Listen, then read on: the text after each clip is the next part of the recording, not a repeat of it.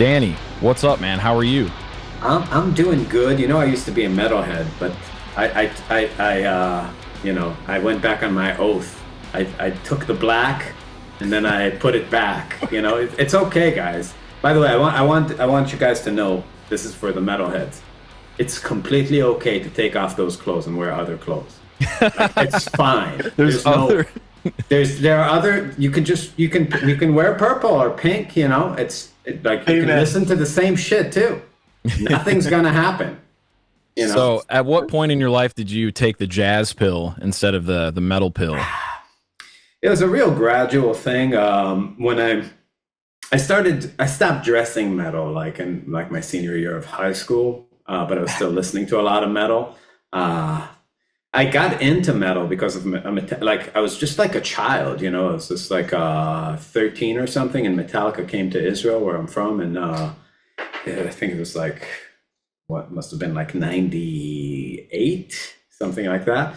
And I went with like a family friend to like this concert. Didn't know who they were. To just bought me a ticket, and it was just like many thousands of people, and I was just like wearing like my kid clothes, and everybody else was like in uniform, and I like didn't get the memo. And I felt like I really didn't belong. I was just like it was like loud, and I didn't play an instrument yet. I was just like showed up. I was just like, what the fuck is this shit? You know, everybody's like they're all like color coordinated. It's just like they're hitting each other. I was just like, it was completely outside of like my sphere. Didn't know what this music was. And like the next day, I went to like the local like record shop in the town I'm from in Israel, and I was just like, they had like T-shirts, and like I was just felt so out of place, even like in hindsight, that like I went to buy like Metallica T-shirts, and like the salesman was like a hip like rock. I was just like, do you even know this music, bro?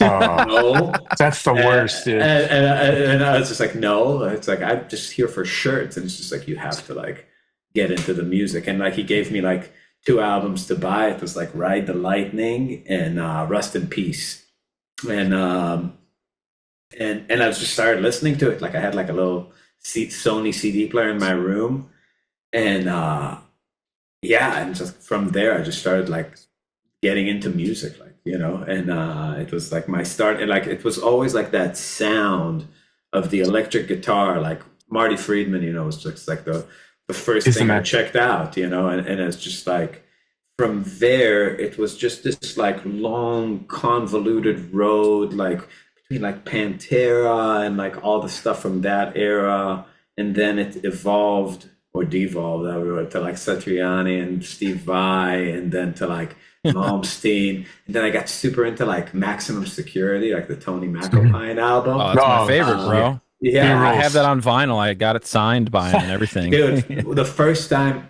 I ever smoked weed, I was like 14, and I was just like, it was like some miracle of God. Like I had like a curfew still. I was like a little kid, and I showed up home like so stoned, and I was just like, I'm gonna get busted. And then my parents were just like, you know, he's just like a 14-year-old. I was just like, I'm going to my room, and I just like went to my room, and I put on like Maximum Security. I was just like laying in bed and like, you know, listening to that shit. It's just like I was like, this is the most emotional music in the world. Like like I never had I met Tony McAlpine, like we played Cruise to the Edge, and he was there with his band. I was like trying to explain to him what that album was like for me to listen to, and I was just like, this is so stupid and gay, like to just sit there with this guy and like try to like, take him through my like 14-year-old stoned mind, like as a compliment. I was just like, I need to reverse course, stop, act cool. But yeah, it was so from there it went to like Greg Howe. Greg Howe, that's the best one. I like his fusion stuff is fine, but like that Greg Howe, like if he could just, man, I would take 20 more albums in that vein. Just every fucking song in that album's a banger. And Sean Lane from there. And then I got those MVP records. So it's like, that's sick. Yeah, that stuff is awesome. Yeah. And then and from there, like I had a guitar teacher in Israel who was really into tribal tech and Hell yes. and Allan Holdsworth. And so yeah, it was like metal fatigue and illicit, travel tech illicit, and like that shit, man. That did not age too well. But it's when like when you're like in the early 2000s, late 90s, and like those sounds are still somehow floating around in like mainstream culture.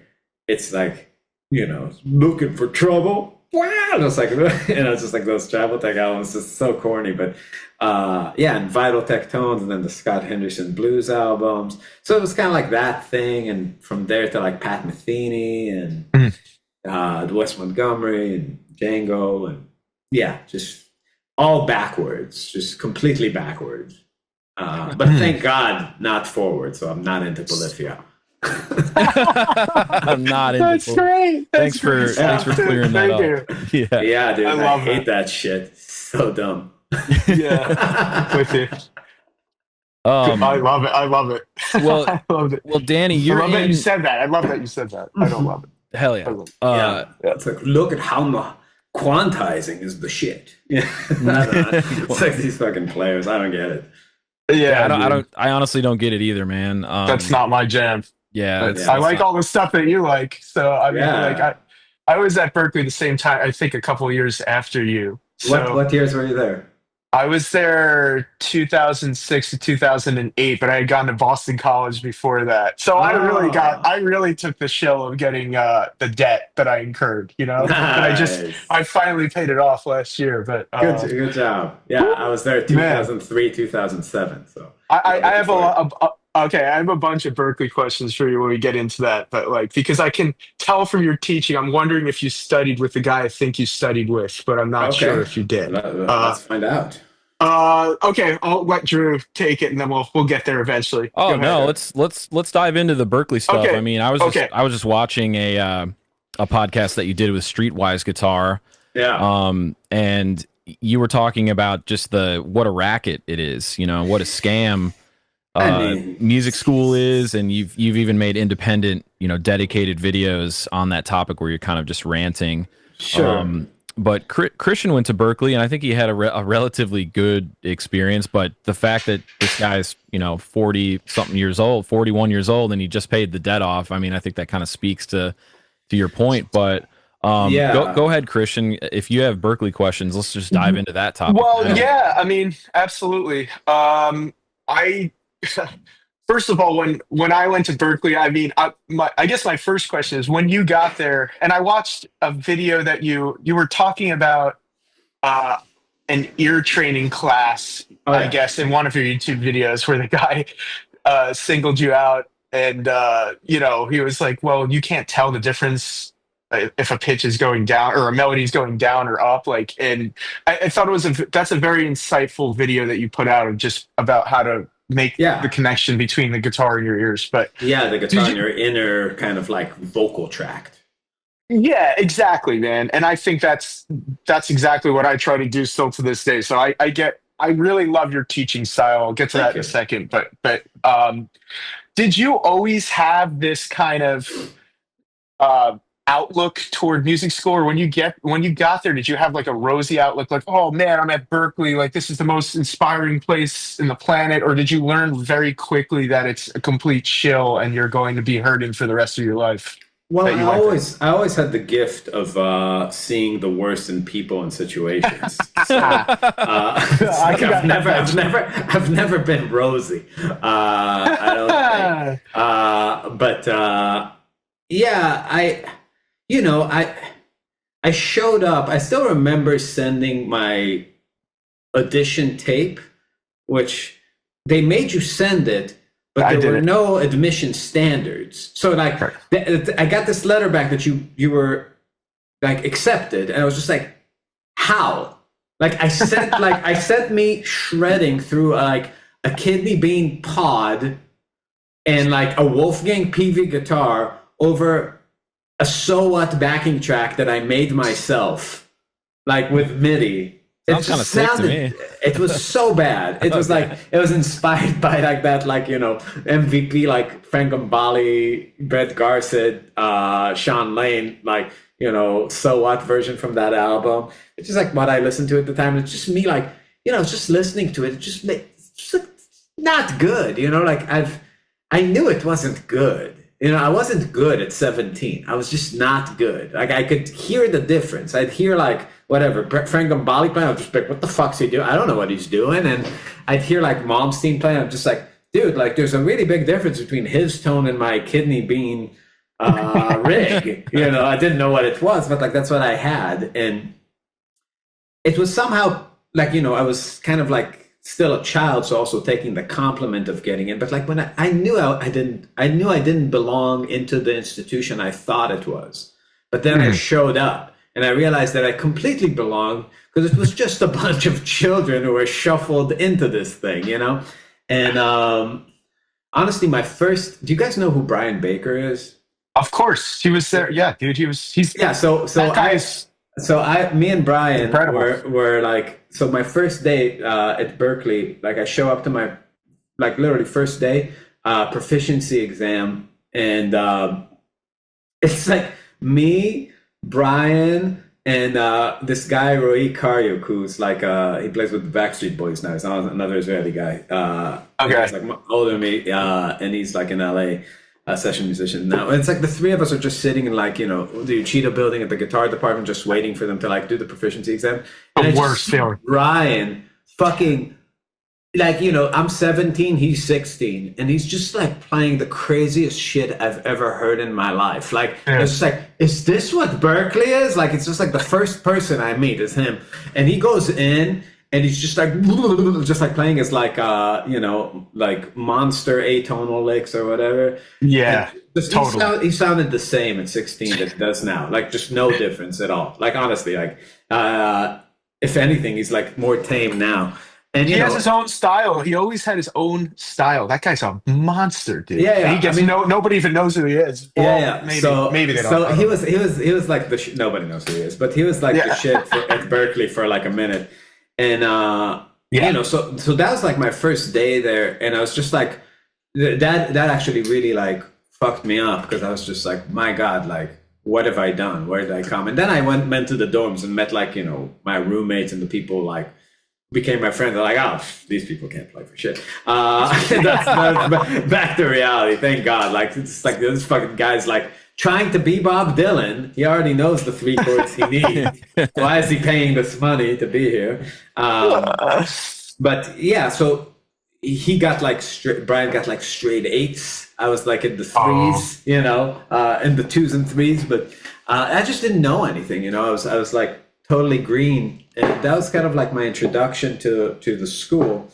But I still remember like that the day after was like my first day of classes, and I was paired up with a teacher. I think his name was Mark White. Oh my God! It's because I was like interested in fusion, and I'll never forget like I sat down. It's like 9 a.m. and he's like, "Play me a C major scale," and I was exactly just like, how he talks. I was just like, "All right," and then he's just like, "No, play it legato." And it's just like, it's just like, no, the Italian legato, long. And I was just like, what the fuck is going on here? And then he's just like, watch this. And he put on like this, like, There Will Never Be Another You backing track, and like had like a rat pedal going through like a dry Fender amp. Oh my God. And I was just like, this is, he played fusion for me, like I think he was trying to impress me, and it's just like, it felt like, I mean, I'm sure that's what like being raped when you're like completely dry feels like to a girl, because I was just like so traumatized by this fusion experience, just raw dogging it, and I'm just like sitting there having to take it, and it's just like, this is the nastiest, most vile feeling I've ever had with music up to that day, because all my introduction to fusion being in Israel was like listening to records and watching videos of the best people at it. But I've never seen somebody who's like, who knows the stuff but sounds bad. And it's just, I just remember like, I was just like, this, I left there so confused. I was just like, I didn't know this style of music could be bad. Like, it was the first time I heard it done badly, you know? And like, its time was fine and his notes were fine, but like, it just wasn't good. It was everything. It was all the stuff minus all the things I love about it. And I was just like, in my mind, I was just like, I love Scott Henderson. I love Allan Holdsworth, but it's like, they are able to pass a sort of life energy that all my favorite, like Greg Howe and Richie Kotzen and like all these guys had this thing, this energy, and like that it didn't have it. And now I started looking around. I was just like, oh my God, like nobody here has it. Like Tim Miller is the only person there that could compress that kind of, could make that thing happen in that idiom that I saw there. And that was very, like, something that like I knew I needed to make a mental note of it, that like you can know all the right shit and you can be into the right shit, but still not pass any of that like magic that you can see as a child, like clear as day. Like for me, it's just like, I can't pretend it's there. You know what I mean? Like I actually love that shit. It's like, I listen to like Tribal Tech. I actually love it. So it's like, what is it if it's not the notes and the rhythms? Because some people can approximate the style, but still like it just sounds trashy and bad. So that was a big lesson. I immediately went to Ad Drop and dropped him as a teacher, and I got that like literally straight from that office. I literally had to go to like the front desk and be like, "Is there a place where you get different teachers? Is there like a process? How do you do it?" It's like, well, there's this Ad Drop. I just went, dropped him, and I got David Tronzo, and That's cool. he was my teacher for a few years, and he was just like super mean to me. We'd never play. He'd just talk all the time. A lot of teachers do that there, which I can't stand. Yeah. But for me, it was good because I would play for him, and then he would just tell me like I'm terrible at everything. And just like, That's good. Like go home and figure it out. And yeah, there's that in the process a lot. I just got to say, you're going to love this. I played in Mark White's advanced guitar ensemble for 3 semesters with the guys from Imagine Dragons, which is, Oh no! they're all sick. They can play, man. Like they're good. They're really sick players. But I think it's really, I was just talking about this yesterday. We work on like, 3 charts a semester. So we do like boplicity, and like everyone would have their own, you're playing a horn part and it's this beautiful harmony at the end of the semester. And then I got on my first cruise ship, and we had been, working on these super elaborate charts and only playing on like a set number of changes for like an entire semester. And I got raped on my cruise ship from being responsible for 330 charts, how to play over every style. And I was like, what did I just go to music school for? I mean, that was a great experience. I love playing in that lab, but I was completely unprepared for what real music life is. And my band director, Eric Hackett from LA, who like played with Phil Collins and I think had like serious gambling debt, was doing this cruise ship thing because he was absolutely fucked and he couldn't do anything else. Sure. He goes, "You fucking suck." He's like, "You think you're a virtuoso? You're garbage." He's like, "You went to Berklee?" He would hide my cables, fuck with me incessantly. I mean, I got through it, but I didn't take a solid shit for like 6 months, but I got through that contract. But I mean, it made me a way better player, but I was completely, as a performance major, completely unprepared for what real life is. Yeah. And I tested into Berklee with 3s and 4s like you too. Yeah. Like same thing. Completely unprepared. And I'm also a diligent, I mean, Drew will tell you, like, we practiced our ass off, Yeah. And I got absolutely my shit handed to me because I didn't have that experience for live performance. So my question is, why is Berklee, if you're a performance major, why are they not making you perform like as a requirement once a week and like learn from your mistakes, Because there's no standard. Like, I don't mean standards in terms of like admission standards. There's no standards into what jazz is or what you're supposed to learn or what you're supposed to practice. They have been hijacked by, like, on a very real note, by postmodernist kind of thought, in the sense that there is no good or bad. There's your truth. There's your subjective truth. There's where you want to take your music, and that's what the school is. And that's not what any school can be. You can't run a medical school that way, right? To where it's like what's the way you like to operate? Like what kind of surgeon would you like to become in your imagination? You know what I mean? So it's like if you can't have any consensus about what the procedures need to be, about what the ritual of music is, right? You show up. There are chord changes. Look, what do you need? Like what is a competent performer do? Like, does that mean, where do you draw the line of the, let's say on just a technical level, what do you need to be able to perform? Do you need to play triplets at 200 BPM? Right? It's like, if you can, then Bill Frisell can't be in the program, right? So it's like, technique has become like a thing where even your heroes don't have it.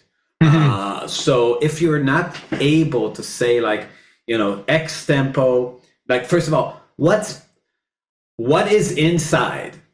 What does it mean to play inside the changes? Right? It's like, if you keep hitting flat nines on major 7 chords, but you have like the confidence of like a fucking autistic person, just like looking people in the eye, like, hear that, and you're like, yeah. It's just like you're not physically registering that like you have made a fucked up sound. Then does that make it correct that you're not like you know what I mean? For everybody listening on a record, it'd be like, what the fuck is this guy doing? But you have people that are like leaning into these notes on chords, just looking at you, and you're like, okay, I guess he meant to do that. So if you're not willing to call something that is in a level of dissonance that doesn't go with the style of music that it's supposed to be at the moment, what it is, then you can't have a school. And the other thing is like, here's a question we haven't asked in a long time. Are jazz schools a good idea? Can you learn jazz at school? Like, I don't think so. I mean, you can learn something at school, but like you are in school from 18 to 22 typically, right? That time period is a time where people make gigantic strides in their development, regardless of where they are. You can be at home, right? A lot is going to happen during that time.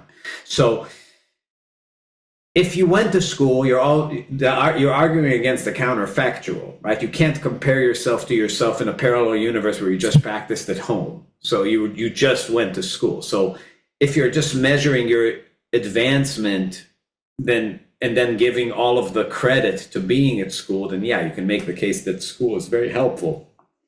My experience was that I had to be in fucking conducting class with dudes in capes, that were just like no, like I can't even fucking pretend to do it now. It's just like, why was I there? Why was I in Western music history class, like talking about like how Bach used to shit in the woods or whatever they talk about? Like it's just, it makes no fucking sense. It felt like a huge waste of time. It felt like they were just, why was I in English and math class?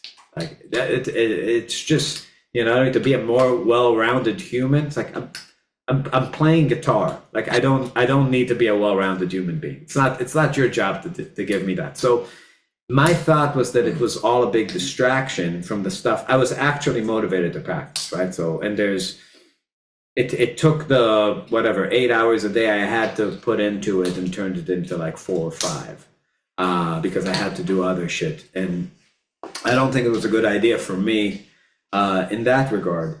The networking, for me, it was not a thing, honestly. Like, I think I saw the kind of personality types like that were really good at networking. I was good at making fucking, like drinking buddies and people to smoke weed with. Like I gravitated. That's networking. That's networking. Yeah, I mean, come on, dude. No, I get it. Like my network is like nice dudes who like I still like talking to, but like to say that like it's not the kind of. But some people, if you were like playing keys with Esperanza, you got some good gigs out of it. So it depends on who you attach yourself to, and definitely. I just never had that thing of like start to trying to get into those cliques of people who would become something. try to play rhythm guitar for singer-songwriters who are super attractive and then are going to move to like LA and do something. Yeah. Oh, Yeah. trust me, dude. That's touching on something totally different there. But did you, which is very dear to me because I'm going through that now, living in Nashville. So like, it's the same. Yeah. Oh it's my goodness. That's sleazeball city, dude. My high school buddies from Israel, who none of them were musicians, they just went on like a weekend trip to Nashville, and I went with them, and my God. they were like, "You're the musician. Choose music for us to go to." And I was just like, "If you go to what I like, you're gonna have the worst night of your life." And they're like, "Okay, come with us." And we went to Broadway Street, like to drink on these rooftop, like we're just like the grandpas hanging out there. They're just like dancing, like a bunch of like 20-year-olds. And these fucking Nashville bands, it's like the same, like 6 floors of a building. Everyone has the same fun. We went from one floor to the other. They were in the middle of the same tune. Just like, why are you having 2 of them? Just have a fucking TV. Like fractal gear, just like all silent stages. They won't even let you use amps anymore. When I first got there, I did a couple of those gigs, and I was just like, dude, I can't. I told Drew, I was like, dude, I can't do this to myself. Yeah, I had to let him borrow did my this. HX Stomp. I was like, bro, this is not me. I've heard that it's like 50% silent stages and then 50% you can actually play through a tube amp. There are some like old school honky tonks like Roberts. Those are cool. Tootsies, but it's kind of the same type of guitar playing like every time I go though. It's like the Telecaster country shred, which that stuff is cool, man. Like and sometimes you'll hear him play some hip changes. Some guys can really rip. A lot of great players have come out of like the Don Kelly band and like JD Simo and Johnny Highland, Daniel Donato. Like there's guys like that have come out of this. That's not what I saw.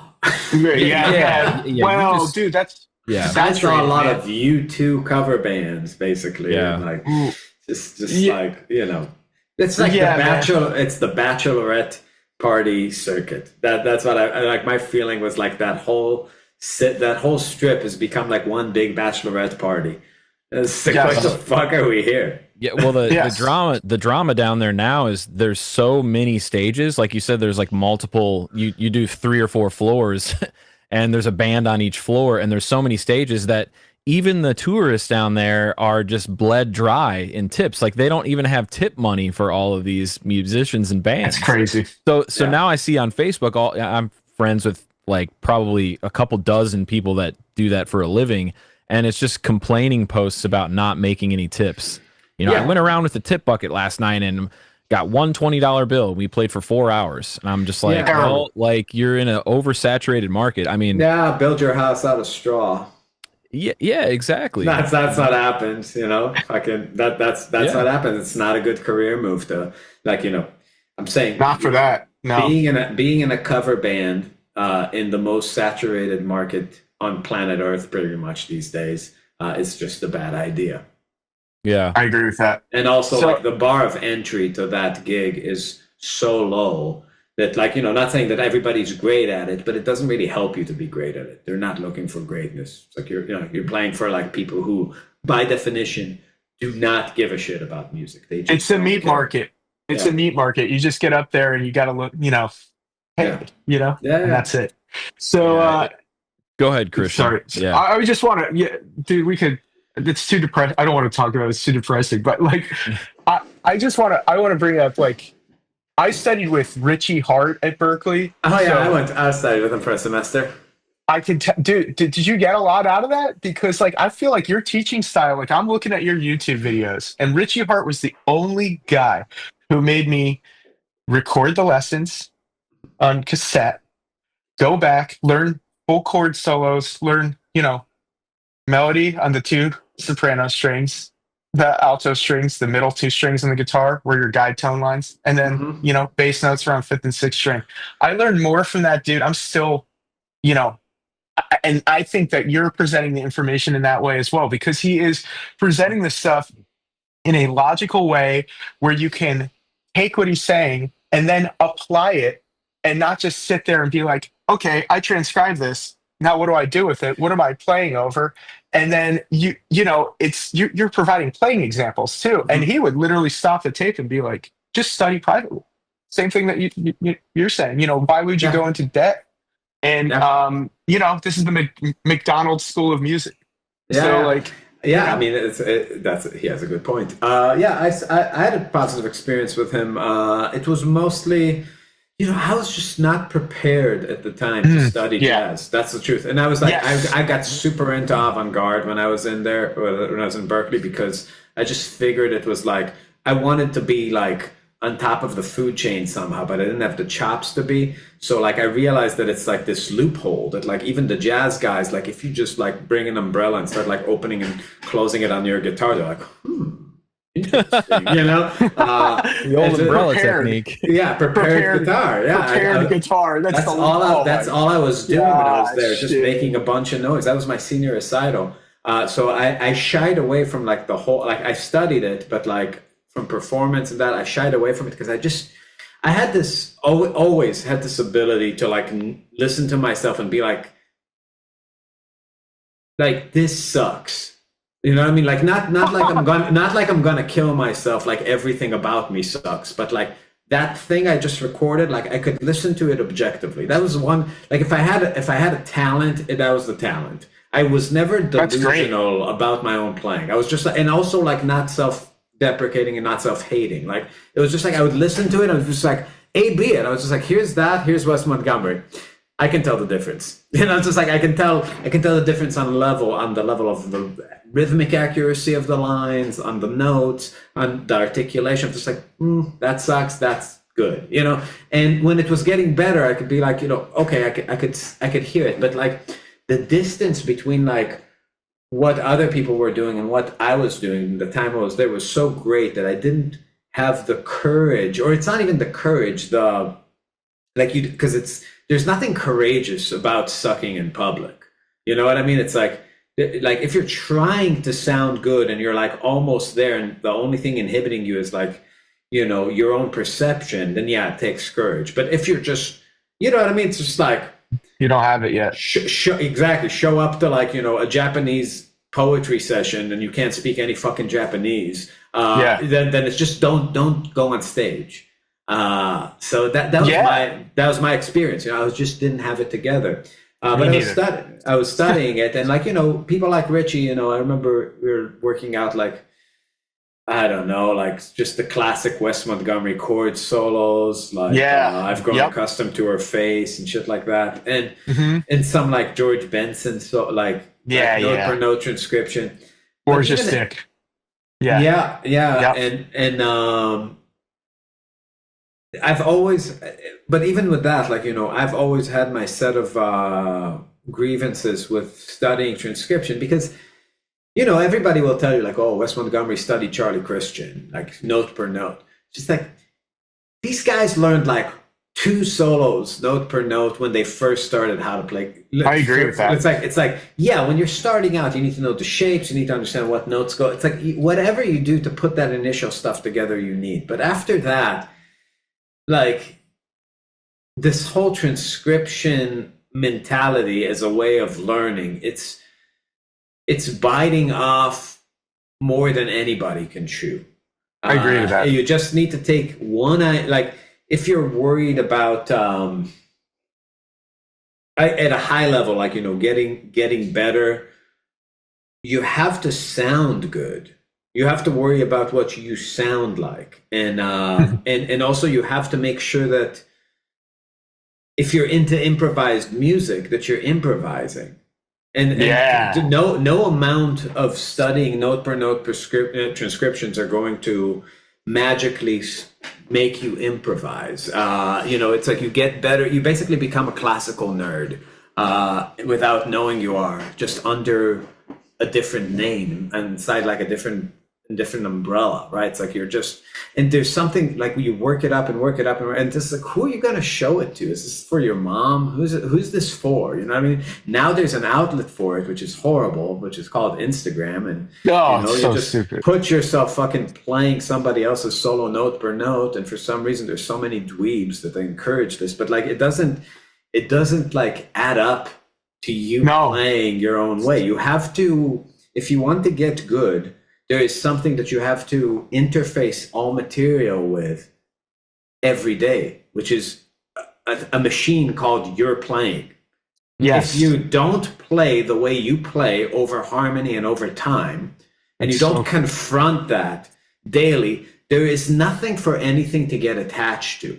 And what's happening now is people have this thing on the side, their own playing, and they treat it like this beast demon they keep in a cage that they don't want to look at. And then they just throw licks and transcriptions and bits of things. And then this little thing is just meant to kind of jump out of the cage and fill in the cracks between like a John McLaughlin lick, a Parker lick, a Sean Lane lick. And then it's just like, because all these things are just like weird skin transplants, like that, it's just like become like this hideous fucking monster that nobody wants anything to do with, because your own playing has to be the main thing.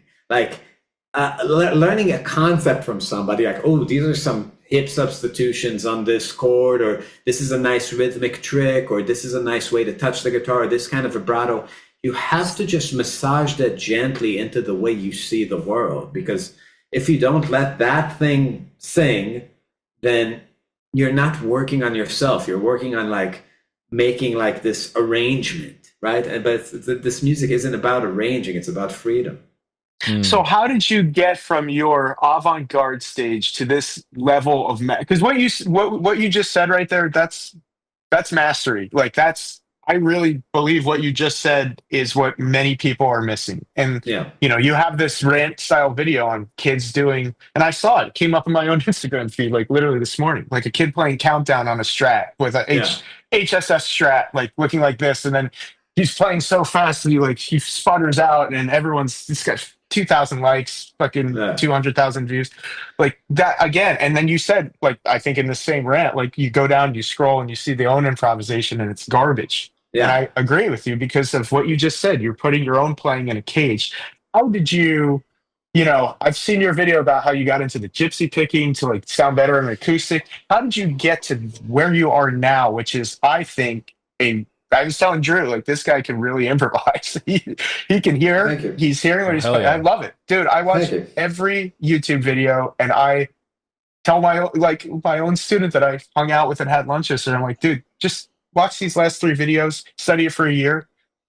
You'll be good to go. Thank you. I played shows. I just with Marbin, we started right when I finished college. I met Danny Bakovich, the saxophonist. We started writing tunes. So this is 2007 we met.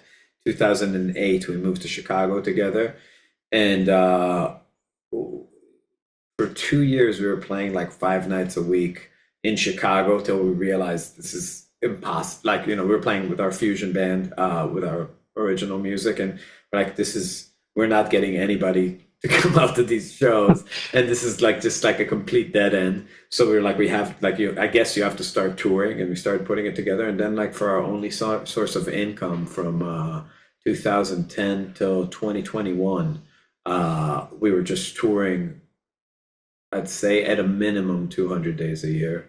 Wow. And that's great, man. Sometimes more than that. And the shows were like, for the first 6 years, like, I'd say 2 to 4 hours, because we played bars, and that's all we did. And in the beginning, we thought we were playing fusion, but we were really more of like a fusion-y jam band, and then it became fusion with time.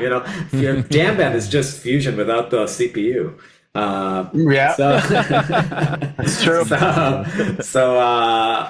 We were, and it's just like, we write songs and we try to challenge ourselves and be like more and more changes, and there's a type of like fusion I don't like, where it's overly complicated. I don't like odd times. I never did. I don't like harmonies that move too fast, not because I can't play them, just because of the way it sounds, like in the way that it makes you think. Like I think when you're writing your own stuff, you at a certain point realize that you're designing the experience, not only of what the music sounds like, but of what it feels like to play over. And you have to, after trying a lot of things, start asking yourself questions about, like, what are you the best at doing? Not what is the next as the next thing in your practice, or what is the most challenging thing you can do, or how can you keep yourself on edge, but like, what is this context rhythmically and harmonically in which you sound the best, and how do you present that? So, moving more towards, you know what I mean? Because like, I'm sure it's going to be really hard for Frank Sinatra to like, sing at like 400 BPM, but we don't want to hear Frank Sinatra sing at 400 BPM. We want to hear him sing at like 50 BPM. There's something about the color of what he's doing that shines through in certain contexts. And then once you do that, well, if you do that for an hour and a half, it becomes stale and boring. So how do you build a set that has contrast and like kind of shows the best of you for the length of time you have to play with?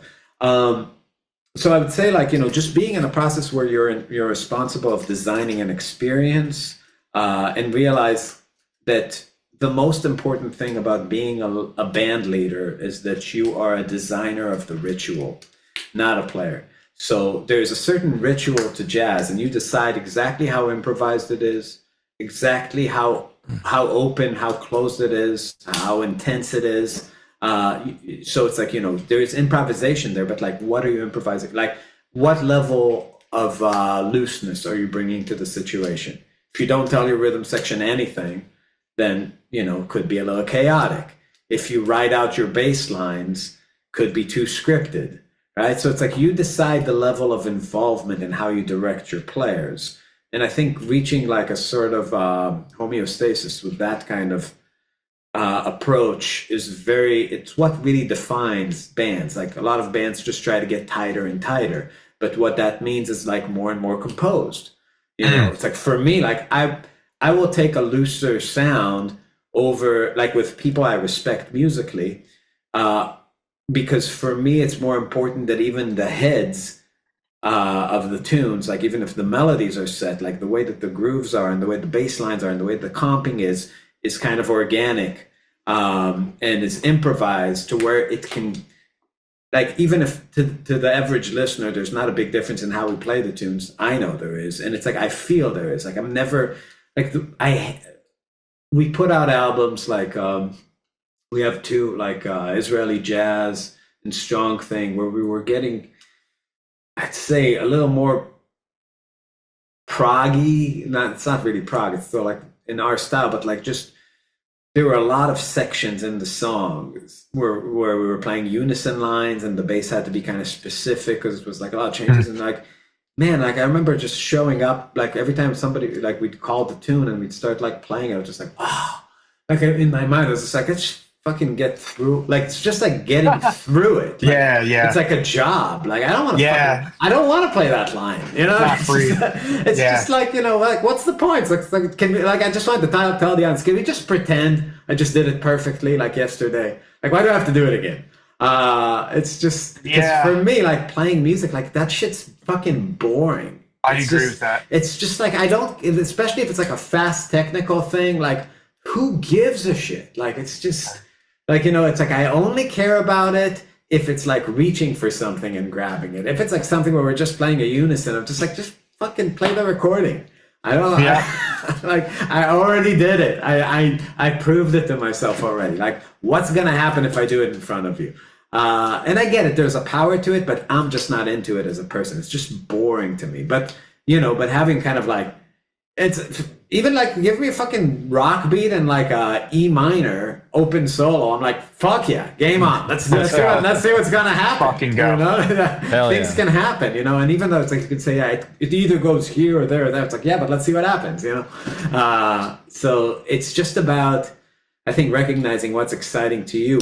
And then also, like, once you're in a band and you're writing music you believe in, you're going to have to suck for a while before things get better. But I mean, I think at that point, the best thing you could possibly do is record yourself, listen back, and use your practice time for problem solving. So, I always say to my students that at the end of the day, there is only, if you're interested in becoming better, you have to understand that there's the objective better, which is sort of how other people perceive you.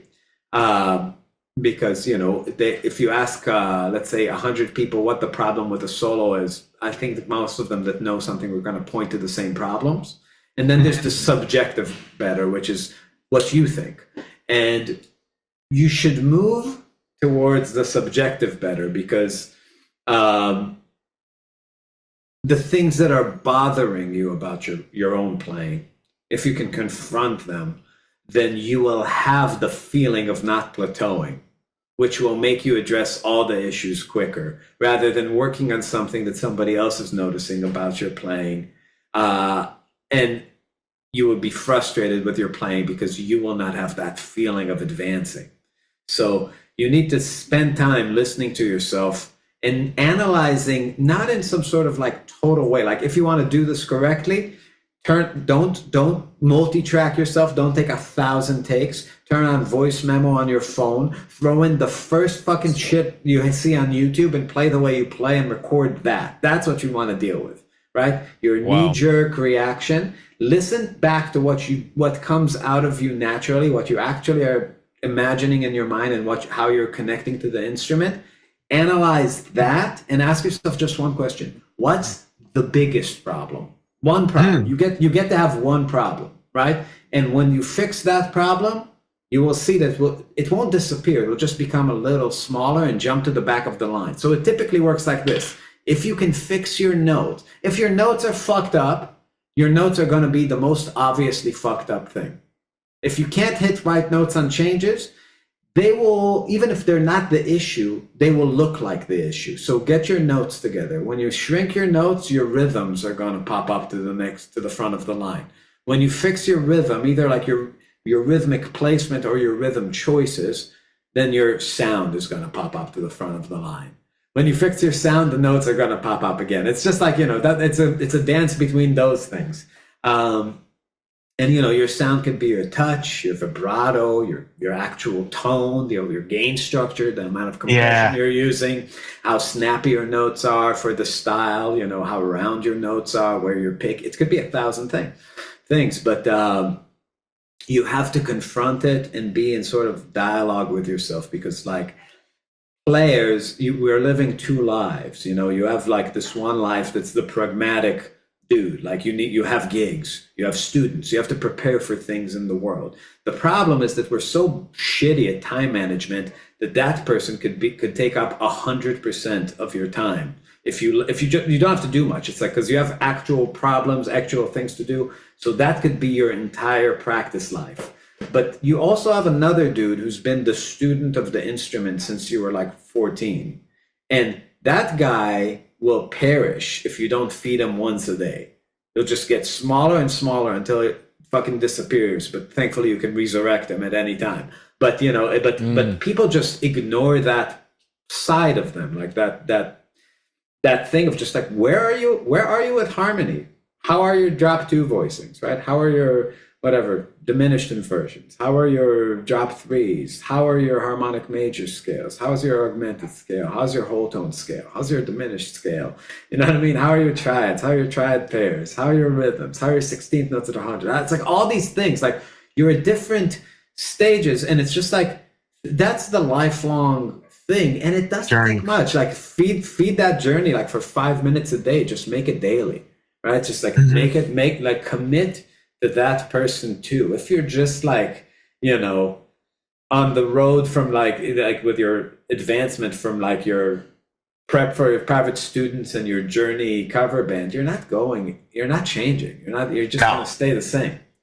So is that how you would pick it apart? You'd literally just compartmentalize it to where it's like, okay, I got to work on, I was at a gig today. I forgot what this inversion of this drop two is, like, let me brush up on everything. Is that what you're saying there? Or yeah, I would have a sort of discipline on the side. It's just my job would be connecting yesterday to today. That's how I think about it. So like if yesterday I worked on drop twos or whatever, then I'll be like, okay, how do I lick them up with some diminished chords? How do I move through a tune using drop twos? Like I'll just be like, whatever I did in that part of my life, I'm just working on my musical self, I'll just take another step there, It doesn't, and it's catch and release fishing. I'm not writing anything down. I'm not trying to like memorize anything. I'm just trying to keep this thing alive throughout the year.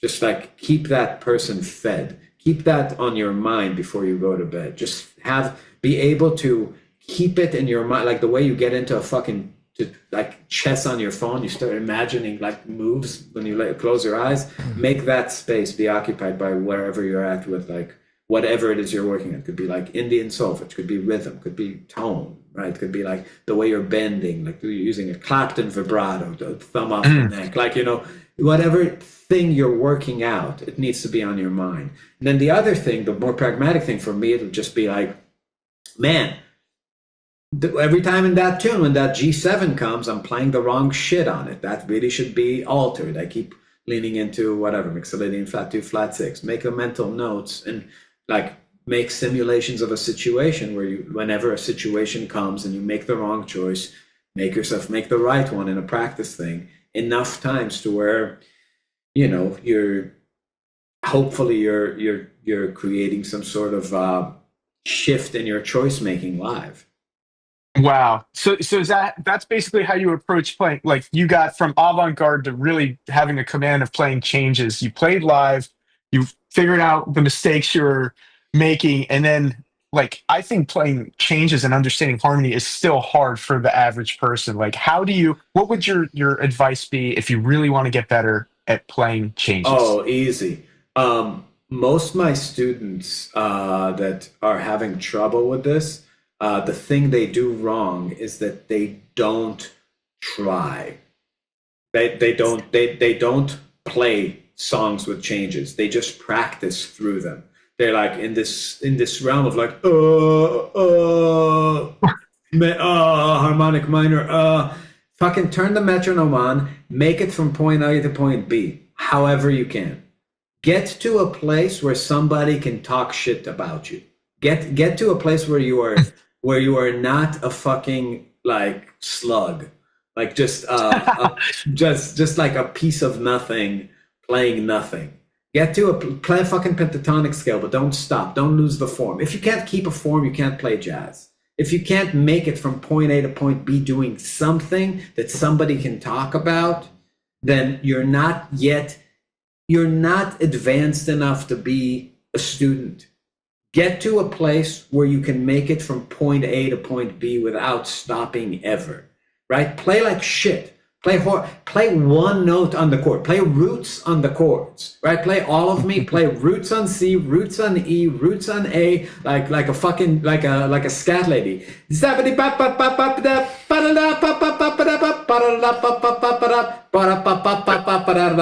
least you can talk shit. It's like that. At least you can be, hey, fucking lady, why do you keep singing the same note 17 times in every measure? Why do you not know how to arpeggiate? Do you not know any scales? But at least they're in the fucking game, right? Yeah. If you're just in this weird practice mode where you're just trying to voice lead and connect scales, but you're actually playing absolutely nothing, you're not at a place yet where you can absorb advice. So first of all, understand that learn in a way that you can, like, play the dumbest shit. Arpeggiate the triads if you have to. Sound like fucking, you know, going to like the Bahamas and you're greeted by like an island band. Like, you know what I mean? That's like on steel fucking drums. Like that's Yeah. what this is.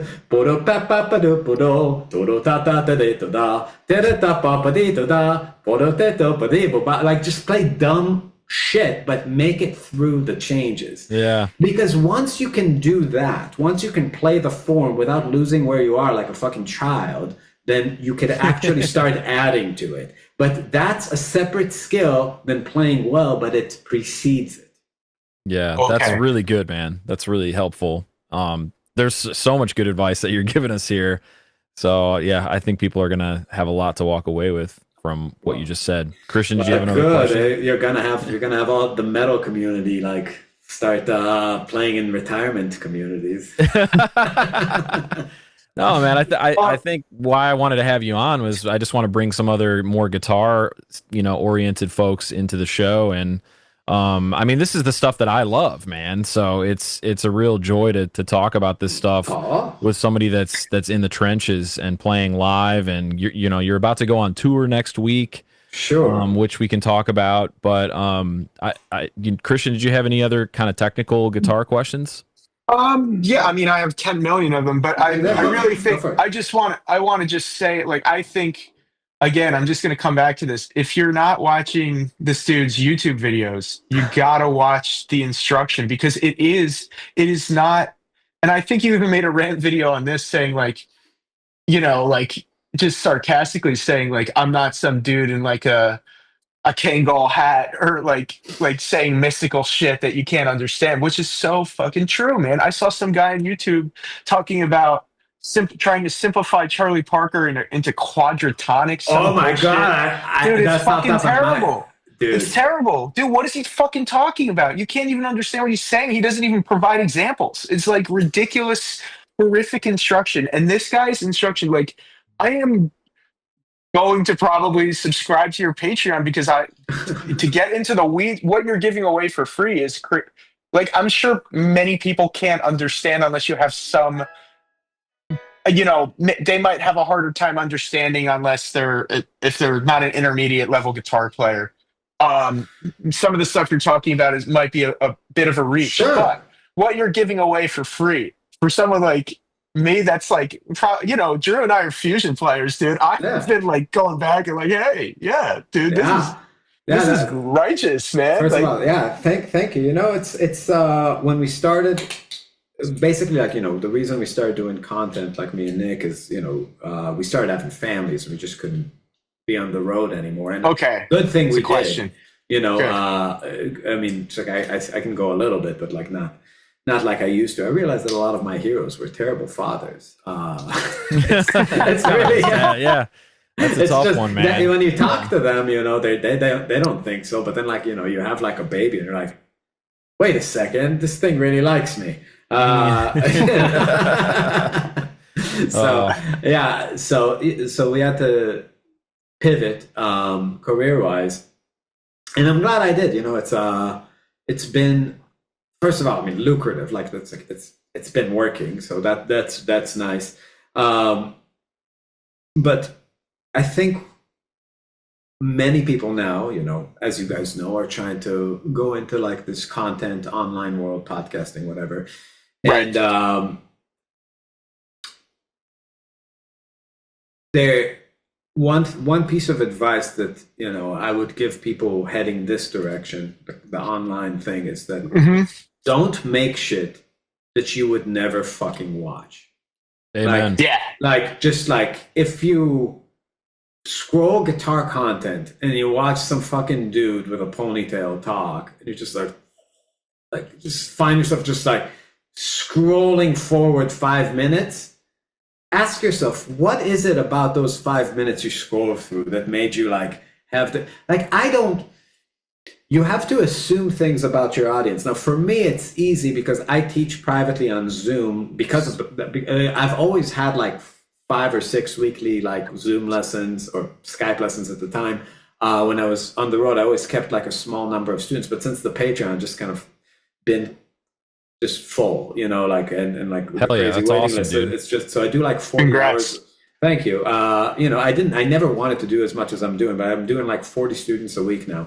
And Great. every Monday I come here and film, and all my students are professionals, like a few like blues lawyers, but like 90% is like either guitar teachers or performers, like just a lot of, like, the dude from Linkin Park is like studying with me, like just like known guitar players, and when I'm with them, these are all people who know a lot of shit. So all my lessons when I come here Monday to film are just kind of like a summation. Like, I have an idea based on like, what are people who are already good, already working, missing? What don't they understand? What fundamental thing is creating a blind spot? So that's what I try to focus on. And if you don't have this implicit idea of a student in your mind, and you just go into like teach in general, you will inevitably just be another Marty guitar. right? Yeah. You will just, because Oh. every lesson has to, and it's fine. Like it's a question of like, who are you replacing in the real world digitally? Are you replacing the guy in the guitar store or the guy at the college, right? And unfortunately, Berklee is also the guy in the guitar store. You know, that's they don't advertise that way, but in reality, they teach you the major scale. I'm not going to be like, you know, if the lesson requires you to understand the harmony of a major scale, I'll run through it in literally 1.5 seconds. I'll be like, blah, blah, blah, blah, blah, blah, blah. Okay, fuck it. Like we're blasting through the shit that, like, if you're a fucking guitar idiot, you're gonna have to figure out on your own. And there's no shame in being a guitar idiot. We all start out as guitar idiots. But if you have no fucking idea what's going on the fretboard, then, you know, it's like, my shit's not for you now. Like, you can watch it for fun. You're not going to get too much out of it, you know, because you have more fundamental things to do. And I'm just not at a place where it's interesting for me to explain it. And I'm not going to do, like, you know, it's like I have an audience of people who knows this stuff and is watching. So I'm not going to, like, just kind of like, you know, for the clicks, make a video unless I have some sort of way to distill it more, right? Sometimes I come up with a concept for, like, I don't know, finding the notes on the guitar, and I'm like, huh, I never saw anybody do this. And then I'm like, oh, this is like, you know, this is actually insightful and simple. Here's like a hack. But, you know, if it's just like, you know, teaching kind of like the long, boring way, it's fine to just not hit every topic. It's fine to just talk about the things you actually have an idea about. And I think that's what's missing. I think a lot of people get so overwhelmed and their lives get so overtaken by the technical part of making content, the filming and the video editing. Oh, when they tell me about sit it. down to make videos, they don't think the concept's through. They just assume they have it in there. But like, you have to have an idea about the thing you're presenting and like some sort of clarity about how, you know, you see it, right? It's like, what do you, like, first of all, can you improvise with the concept you're talking about? If the answer is no, then why the fuck are you making an instructional video, right? If you have no command of this thing, it's maybe somebody else should do the video, right? It's like, why would anybody watch it? Would you watch somebody, like, you know what I mean? Like, would you watch somebody who can't cook a meal, right? It's like making an instructional about how to make pies, like their pies look like shit. It's just like, makes no sense. Tastes good. Yeah.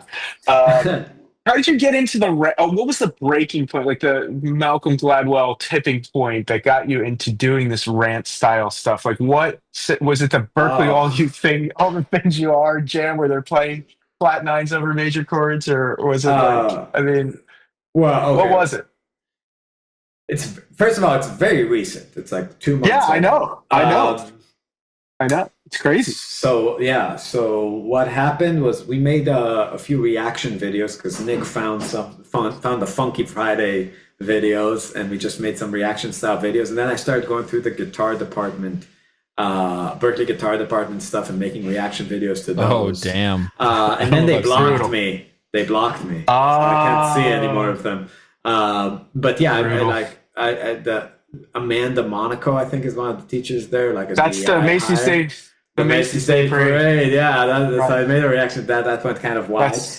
That's hilarious, dude. And then I got, like, a lot of people started talking shit, like Berklee graduates that are doing fairly well started, like, you know, talking trash because protecting the professor. So I made like an apology video to them, which I love doing apology videos. That's my favorite genre.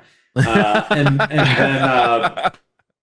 then I started the Rant style stuff. What happened was I downloaded a teleprompter app, and I was just like, oh, they make this shit. And I was just like, I started like writing, like, I wrote a few, like, you know, just scripts, and then I like did it in like a TikTok style where you just like walk around the street and read it.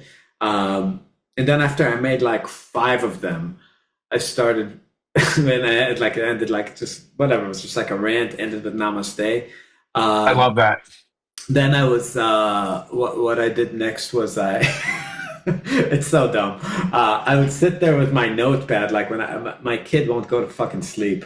So like she wants me to like stay in the room with her. We have like a day bed in her room. So she's just like lays there for an hour, and I like we have quiet time, and I lay there on my phone, and I just started writing on notepad. Just like I'd think about something like could be anything, like fucking singer-songwriters, like, you know, torturing you with their songs. I think you mean plumber poop makers. Yeah, plumber poop makers. So I just like make I just open Notepad and make like every single joke I could think of, like into my Notepad. No grammar, no periods, no this. Just looks like a caveman wrote it. Just like, but like, you know, I'd write like, I don't know, 800 words, but just like kind of like riff. No punctuation, no grammar, just like jokes. And then I'd just open ChatGPT and I'd be like, make me a rant in the style of these first 5 I wrote with this. Yeah, and then I just like, just like, That's shoot it awesome. out, copy paste it back to notes, change it to be just like be things that I would actually say. And then like just put it in the teleprompter app and make another rant. The whole process takes me like 30 minutes per thing. Because there are people commenting on those. They're like, "This is AI." I mean, you know, to an extent. To an extent, I mean, I'm like, you do it. See what happens. Yeah. Try the one thing I do have that these people don't have is the ability to fucking read without stopping, like a temperature IQ motherfucker. I see how they make TikTok videos, like 7,000 cuts. You can't fucking read. You just can't read. You can't have like one thought followed by another thought. Well, you're an improviser. You're an improviser by nature. Some people are not that, dude. So, like, I mean, that's a skill set, man. You know? Yeah. So, I mean, it's like, but people seem to like them, and you know, I'm like at the end of the day, I'm in the content world, so I'm a click whore. I mean, I've said this on a different podcast, but it's like this British dude who has like a bigger podcast invited me on about the scat ladies. It's just like, you bring up a lot of philosophical points that I can't do like a British accent. It's like, but like you bring on a lot of a lot of philosophical points that I rather agree with, but some things that I detest. Would you care to go on a podcast and defend your scat ladies like thing? I'm just like why were you singling out the ladies and not the men? There are plenty of scat men. I was just like, because it's like cat ladies. Get it? Like childless cat ladies, worldless scat ladies. It's like, it's a fucking joke, you idiot. Yeah. Yeah, I think people really think it's like I'm trying to start a political movement. Yeah. So I want to clear up the thing. I'm breaking balls. Some of the things are very true, but mostly it's just, hanging out and being funny. Well, we're in a witch hunt culture too, you know, like where you can't have an opinion or be unsafe or have an opinion that might go against the grain, or else might get canceled. Yeah. So I think it's great. You can't cancel me. I'm uncancelable. The Marbin house is made out of fucking steel. There's nothing to cancel. You can't, like, what are you gonna do? Call the venue and tell them to cancel my shit? Like, even if they do, we'll just find another venue. It's like, well, we will just literally move down the street, and all the same fucking dudes with titties are gonna come watch us. Well, it's gonna be totally fine. The funny thing is musicians especially are just so like cowardly. Like they're so afraid of saying the wrong thing, or because they're sitting in an invisible glory hole. Waiting for the devil to slip his cock into their mouth. There it is. And it's like that's what it is. They're just waiting for like that. But it's never coming. It's never. That machine that you're trying to be polite to it doesn't think you're hot. It doesn't want to bang you. Right? So you're just doing it for no reason. You're just for the off chance that Taylor Swift will anoint you her guitarist. She's not gonna talk to you. Look at you. You need more cardio. You need a six-pack. You need tattoos, right? It's like you're not getting that gig. You don't know the right people. You're not cool. You're not one of them. You know what I mean? It's like, so don't pretend like you're one of them. If you're not one of them, just go have fun. Have friends. Say what you want. It's fine. You know? Totally. I mean, I'm all about building. You have to build your own thing, man. Yes. And if for some reason someone sees you play and they want you to be in their band, their bigger band, then that will happen. But Well, you don't have to, but if you're going to move to LA and be a part of this, you know if you're one of them. The thing is, like, a lot of people think that they might be one of them without knowing. But it's like this is something you have to very specifically work towards. You move to where they are, you go to the same parties, you network, you show up to the bars where they hang out, you get the gigs, you hang out with the producers, you go to the Grammys, you know, you do a lot of a lot of things to like make yourself weasel your way into that world. That's what it kind of is. And then you can lose it if you say the wrong thing. I love that you said that too, and I love your take on like, you know, who these people are and wearing a dashiki or like, you know, being 120 pounds. Like that's, dude, it's so dead on. I know what you're referencing too. Yeah, I will tell you one thing. Out of all the things I've ever said, by far the most amount of hate I've gotten was from the computer game nerds. Oh yeah, let's talk about that. Wow. So Yes. I have a couple quotes on the I got one too. also the grief baiting over Ozzy Osbourne's death. That was a pretty good one. But yeah, you. so you said you should feel some sense of shame for spending your adult lives playing video games instead of practicing your fucking instrument. That was one of the quotes that you said. So Yeah. do you want to expand on that, and like what kind of backlash did you get from these? Well, the guy game from nerds? the guy I forgot his name is like Butt Smasher. I think it's pronounced button Smasher, but I call him Butt Smasher. He's the keyboard player in 8-Beat Big Band or something, and like Sungazer. They won Grammys and Sungazer, yeah. So he plays with Adam Neely too. Was talking like was very upset. He's in a pajama band, I guess. Yeah, so like those those guys, you know, there's a saying that if you cast a stone into a den of laying dogs, the one who yelps is probably the one you hit. So it's just you know, they got offended because they don't like being called out for being nerds, and they think that playing computer game music is super hip, and that they are basically like the, you know, Gershwins of the modern generation, or whatever, the Charlie Parkers. Like, and I guess that would make whoever, like the Japanese composer for Sega would be Gershwin, and they would be Charlie Parker in that story reinterpreting Summertime. But the truth is that they're playing Mario Kart, and I get it. Like, you know, I know, I've seen the videos. I get it. It's cool. It's better than some things. It's not as bad. It's like listening to pop, you know, but at the end of the day, it's cringy nerd shit. I mean, it's fusion. It's not Tribal Tech. It's not Allan Holdsworth. It's not Weather Report. It's just not. I'm sorry. It's just not serious. It doesn't come across as deep.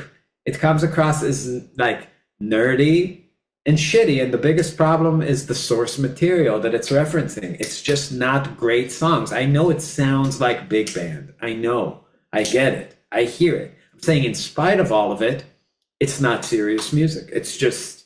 Yeah. Maybe I'm the one who's whack. Maybe my perception is wrong, but it's just they're in a hard thing to defend kind of situation because the music is fucking goofy. Well, at least you... Well, what I was going to say is there's people that think that video games are the highest form of art because they have the best writing, the best visuals, like a movie. You can walk around inside this world, and there's the best music, right? So it combines every form of art form in one experience. And because of that, video games are the highest form of art. Oh, really? Which is built on a logical fallacy, in my opinion. Well, the problem with video games is that you have freedom within the constraints of somebody else's dream. But in reality, you have freedom within reality, which is our collective experience. That's what improvising is. You know what? You're moving air.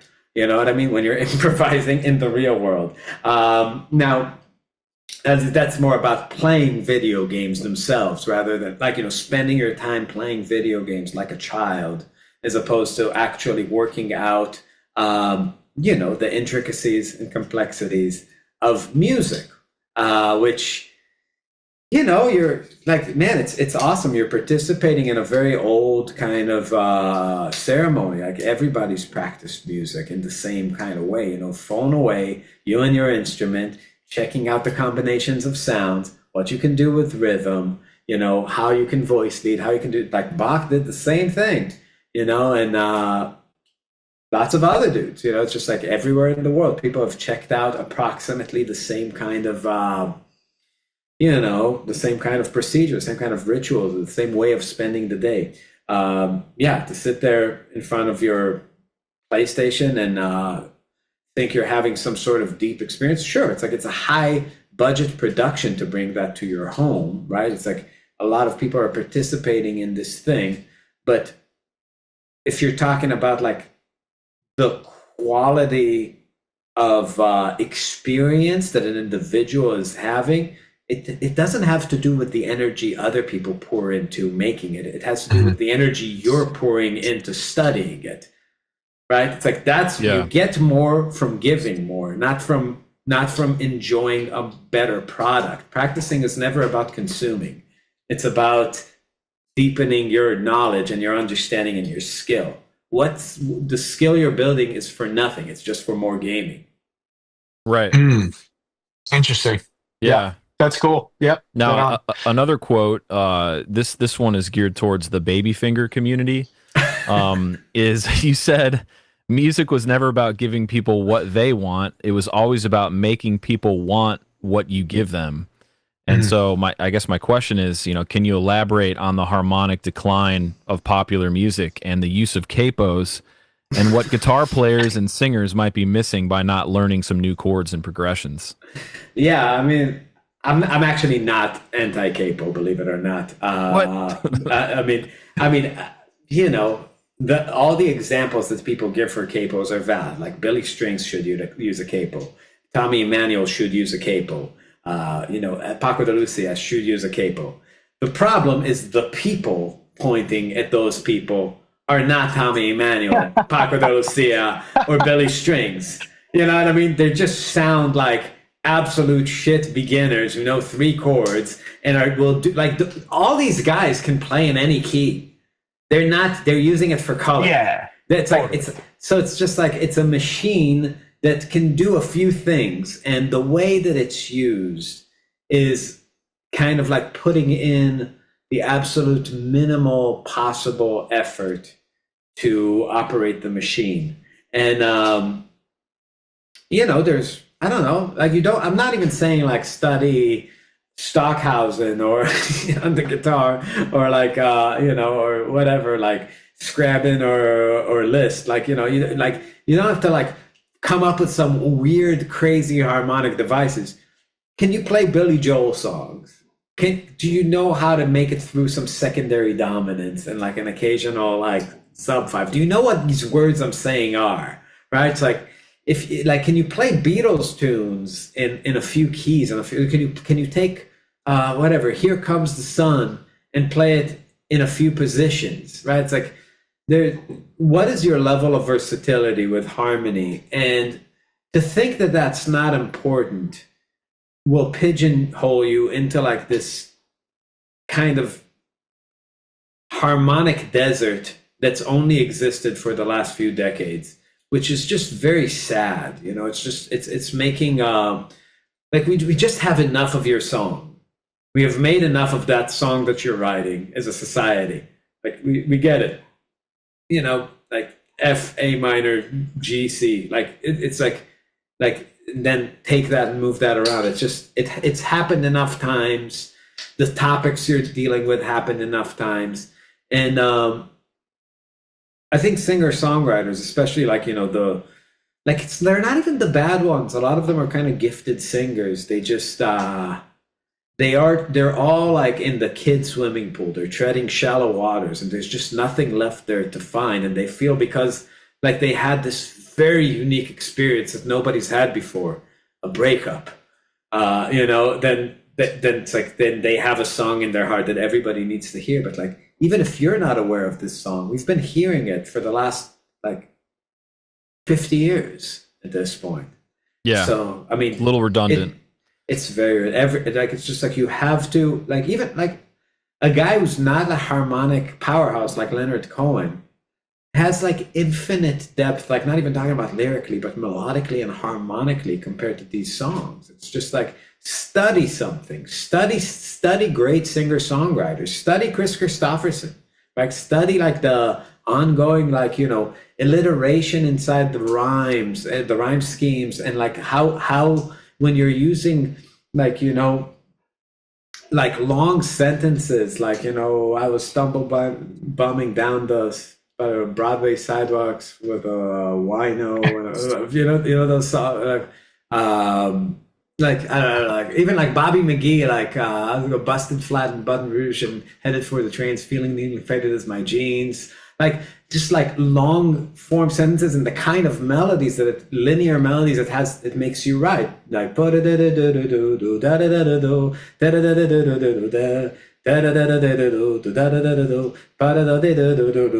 question and answer. It's going all over the scale just to support these kind of wordier melodies. Wow.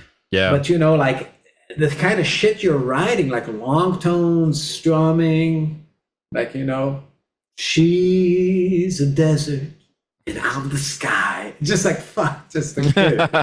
Well, dude, one of my gigs, I play in this touring, like dueling piano band that plays all over the map with a bunch of music school kids called Savage Pianos.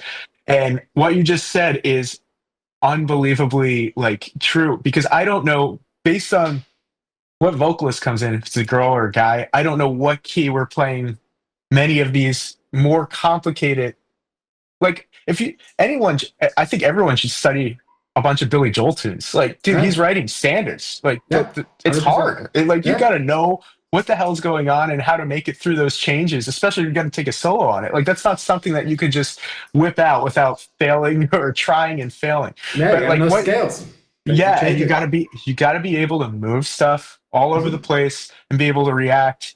And like what you're saying is dead on. Like, you need to know harmony, and you need to be able to not rely on a capo or a transpose button or a drop tune, and be able to move that based on your musical situation if you want to make money in a professional context like that. Yeah. So I agree with you. Yeah, 100%. Yeah. Well, I had a couple more questions, man, and I know we've got maybe 15 minutes left at the most, because I know you got something to get to, but I actually first heard about you from Holdsworth, right? So like I'm a Holdsworth aficionado, and you were one of the last bands to really tour with him, maybe in the last few years of his life. And I still have his Hughes and Kettners right here. No kidding, his amps. Yeah, he left them here. It was just like, I'll pick them up. I'm just like, okay. Oh my gosh, man. Yeah, he didn't pick them up. Yeah, geez. So recently there's a couple guys on YouTube that have kind of talked maybe about more of the darker side of Holdsworth's his life, and kind of how things did get kind of dark in the last few years of his life. But I just wanted to hear your perspective on being around Allan, and maybe some of the things that you picked up from him, or oh my goodness, what it was like at all. Like, I'm sure you had a good time with him. We had the best time. It was awesome. Yeah, it was 2012, so it was a long time ago. Wow. Yeah. 13 years ago. So yeah, we did I think close to 30 shows, and him, Virgil Donati, and Jimmy Haslip were the trio. They were in our van, and we were opening up for them and helping them set up their gear and stuff. We were in our mid-20s, and so the Allan's manager, we were on his label for like an album and a half, basically, and he told us like, okay, just get it. We were picking him up at Philly the first day of tour. Just pick him up from the airport, take him to the hotel. Just don't take him to the bar. And we're like, my gosh! All right, like we can do that. So we show up, like we meet him at the baggage claim.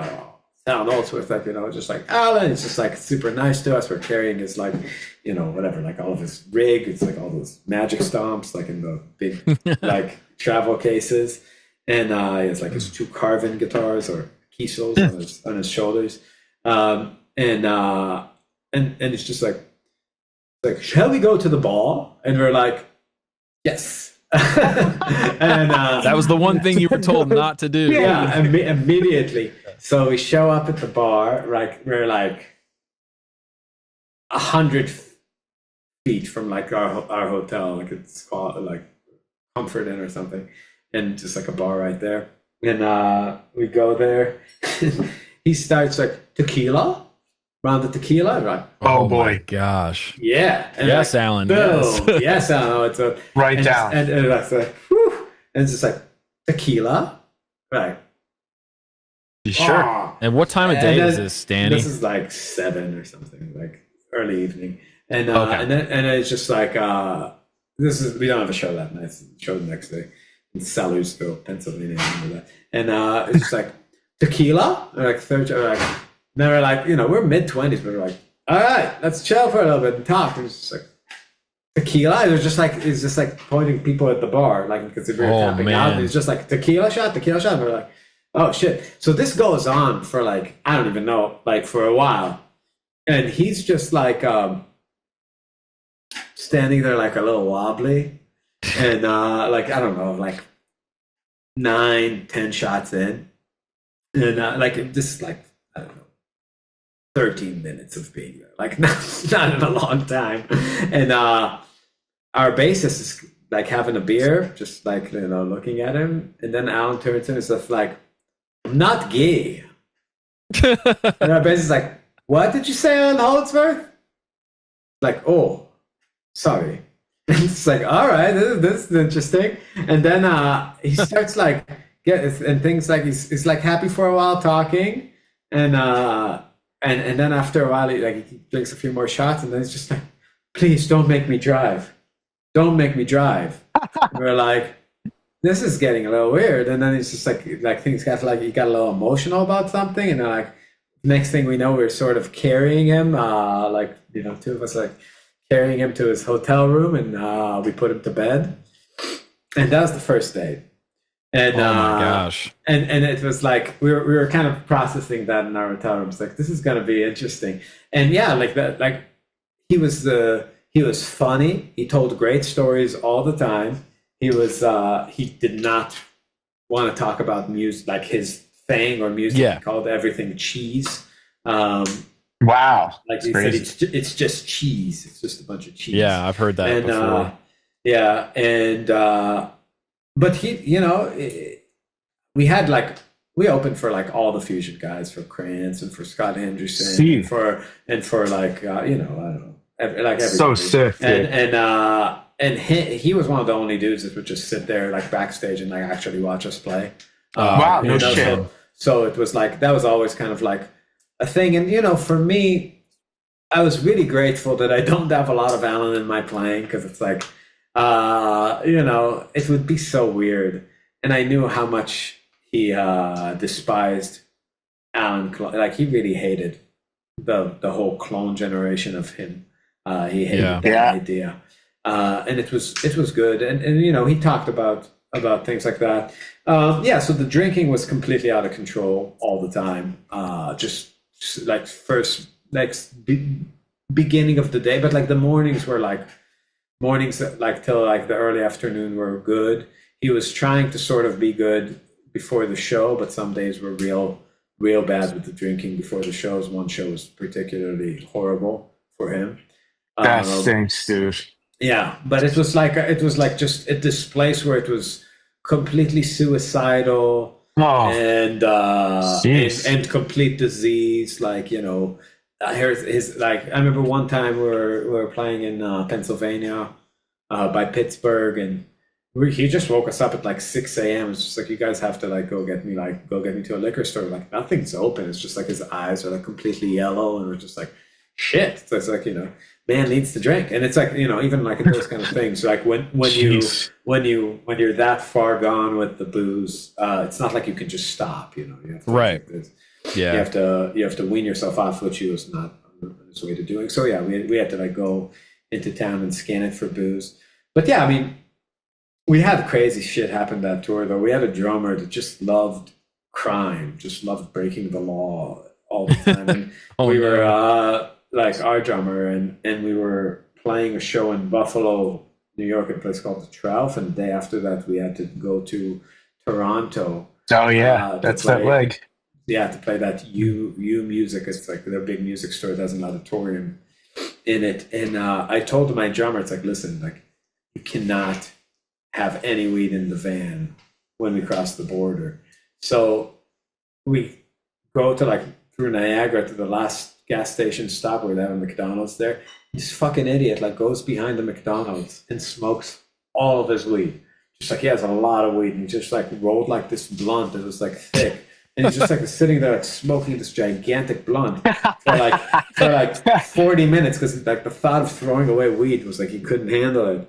And we get to like he goes back in the car and just like Stinks. he smells like a fucking Oh bush, God, you know? dude. And Smells like a bush. And we're just like Amen. we're waiting for like an hour for him to air out, and like nothing's like changing, and we're like, fuck, we have to like, we're gonna miss the gig. So we get there and we get to the thing, and like as we like roll the window down to give the guy our passports, like the guy's like outside, we have to like they call the canines and like search the van, and like Allan and Virgil and Jimmy are like standing there just like fucking idiots, like fuck, you know, and like we're just like sorry, like, and like, you know, they find like a few like little weed hairs on the floor, but they don't like, they're like fine after, but we were there for hours. They're pissed at us. Oh man. And you know, we make it to the show, but they were like mad.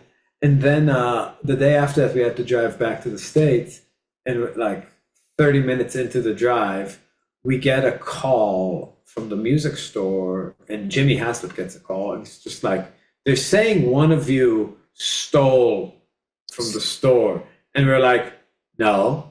And then looking back at our drummer, it's just like, and then then we're like, no, none of us stole.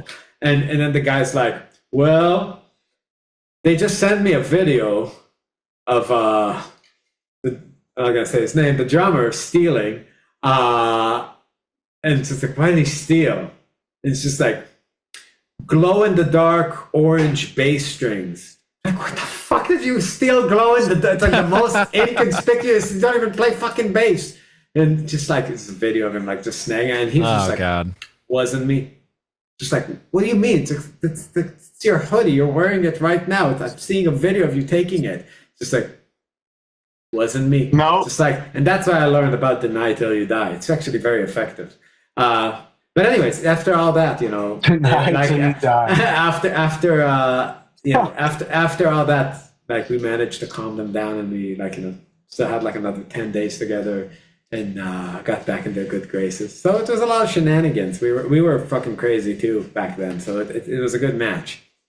That's awesome, great, dude. man. That's rock star shit in the fusion world. You know, you wouldn't expect it, but what? Yeah, Hey, it was good. You know, it was very, like, you know, I'd say after opening for him and Scott Henderson, like I was never like shy about my playing again, because it was like it's not like I liked those were my like top tier guitar gods that I admired when I was a kid. Like there wasn't a level above that. So when I got to be like, you know, to play a show, do well, and then have them play a show and do well, I was just like, it's not like I got booed out, you know, it was like, it was fine. Like it made sense. And I was just like, oh shit, maybe I'm fine. You know, like I wasn't like, this is proof that I'm like a guitar god, but I was just like, oh, I should develop my own thing. Like it was like, I wasn't like, let's not try to like copy and paste these guys into our set. Maybe our thing has its own kind of power.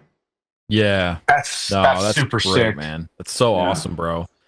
Well, I just have one final question, and I just wanted to say that, you know, the new Marbinico record, the more kind of straight ahead jazz record is fantastic, man. It's Thank you. I listen. wanted to name it Songs for My Boyfriends, but they wouldn't let me. No, it's sweet, and I like the comments on the Bandcamp. People are like, great for evening listening, or great for a walk in the park. You know, like it's like awesome. The story of that one is it's Paul Wertico, the drummer from Pat Metheny Group. And just me, I'm playing like everything except for the drums and saxophone, so it's like guitars and bass. And just Danny, the sax. there's one song we wrote together, and the rest of them are Dani's tunes, saxophonist. And he just wrote these tunes that were just too gay for us to put on a Marbin album. And we always liked them, but we were just like, it's just the wrong thing for our thing. So like the idea was like, why don't we just make one album that's like your tunes, and I'll play all the solos. That was like the compromise. And it's just like, dude, I had so much fun making it, because I was like, at times I was really doing like a shameless Pat Metheny impersonation that like I always like never had an outlet for in our discography, and always loved that kind of playing. And I was just like, should I do it? It's like, it's too on the nose. I was like, you know what? Fuck it. I'm just doing it. And I had the best time doing it, you know. It's just pure melody and pure harmony, and the saxophone solos are great. And then when the guitar comes in, it's just like, yeah, it's just like, man, I'm enjoy the hell out of those solos. But I cut you off there. Sorry about that. No, all good. But yeah, I guess, my last question is, man, like I've had a few friends say like, man, I used to follow Marbin, but he just got too negative, What would you say to somebody who just accuses you of just being too focused on kind of the negative aspects of music, and kind of the rants and the calling out of the things that I think you find wrong in the world of music? But what would you say to someone who kind of accuses you of that? Grow a pair of balls, you fucking pussy. Fair enough. Yeah. But also I want to say that those people that follow you, they're not your fans. I make music for my fans. You know what would need to happen? You know what need to happen for me to stop listening to fucking Scott Henderson? What he'd need to say? Like I don't even fucking know. I don't care what he says. I like how he plays guitar. Who gives a shit? Those people, like, I'm sure some of them are nice people, but like, don't pretend like you were a fan of the music. If you were, you'd listen to the music, because this has nothing to do with it. We're all just wilding out online and trying to have a good time. And if you can't take some people busting some balls, so then you can't handle it, and then go do something else. Yeah. Hell yeah.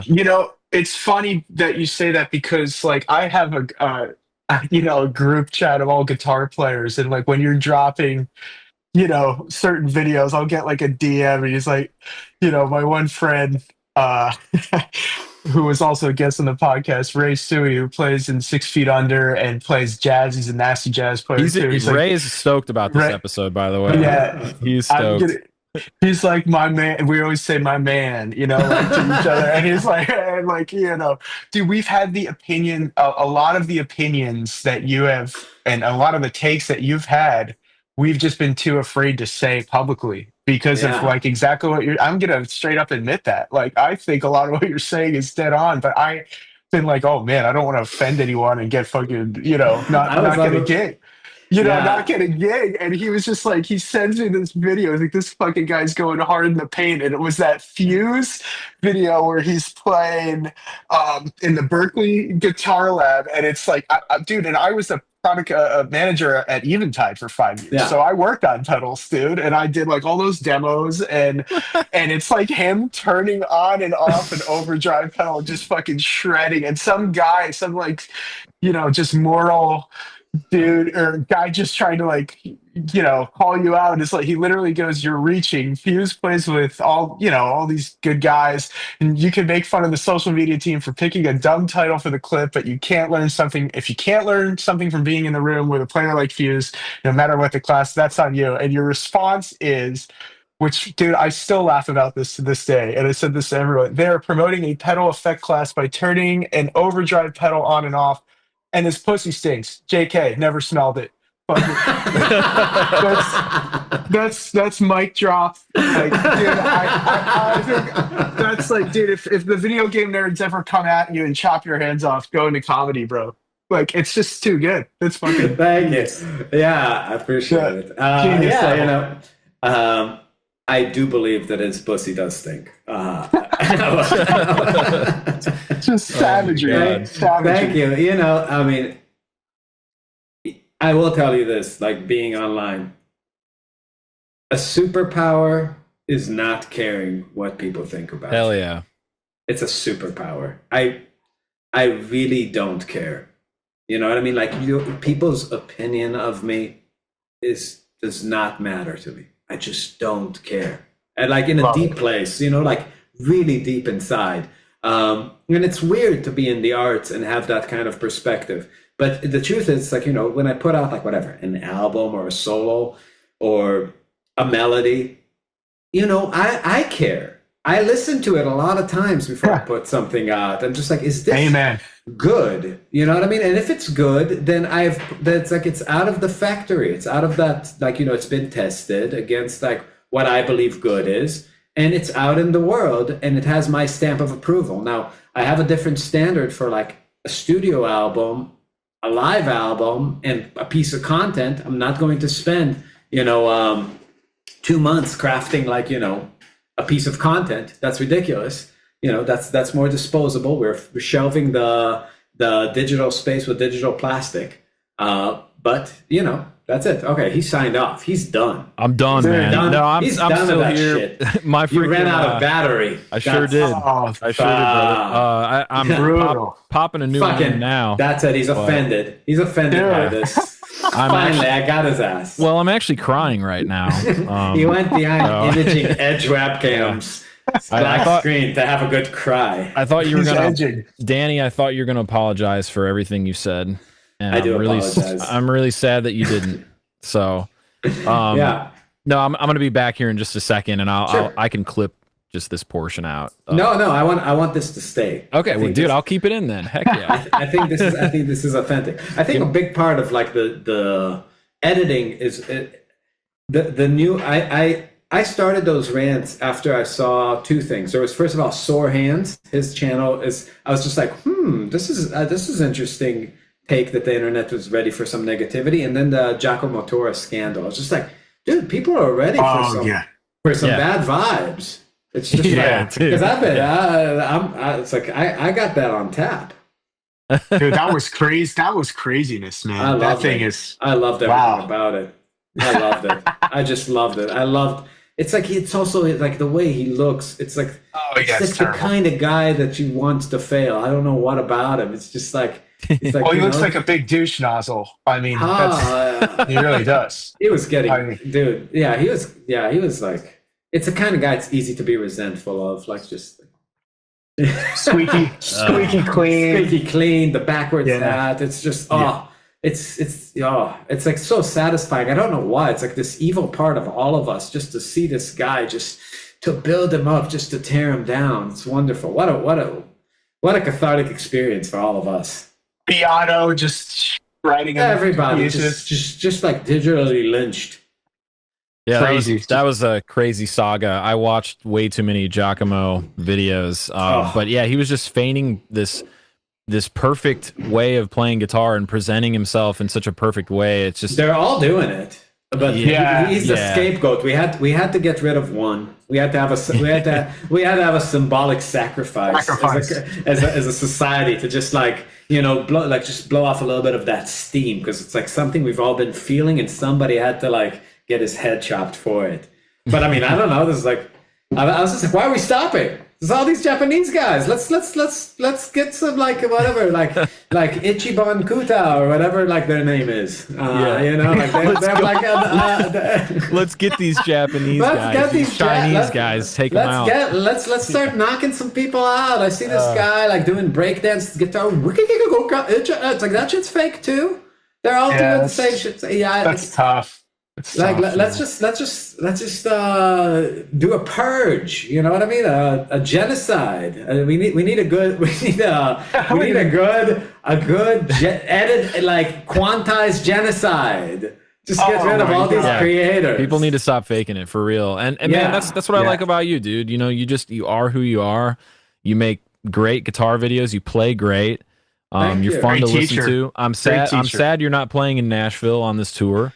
That's kind of a bummer, but yeah, come out, man. Maybe I can help you book something. I don't know. We'll figure it out, man. Fucking do it. Maybe Christian and I can open for you if we're lucky. Fucking do it. But that would be amazing, man. Well, That'd be Danny, sick. I know you've got some Yeah, filming we're to do doing today. Yeah, so 10 where can minutes. people follow you? Where can people like help out what you're doing? I know you're playing in Toledo, Ohio on August 15th, and several other places after that. But I got the dates off of Bandcamp. But Yeah. tell us where people can find you, man, and get hip to what you're doing. I mean, I think the YouTube, Marbin Music's YouTube is a good place. There's our Patreon if you want to give money to the Jews. And the top tier, we promise dang. favorable weather. Awesome, man. Favorable weather, great films. Harp machine. Yeah, Machine. yeah. Actually, so if, I'm wearing my Epstein tour shirt today. oh, nice. Which That's has, awesome. Trump and Epstein, and then I all the love presidents Epstein. all the presidents that went to his Yeah, island. So. yeah, it's great. It's great. Yeah, big fan of Epstein.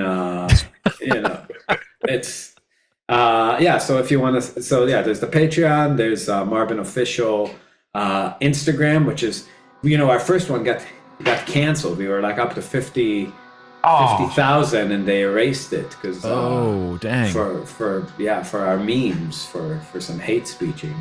But that was a different political climate. Now you can say whatever you want. Cool.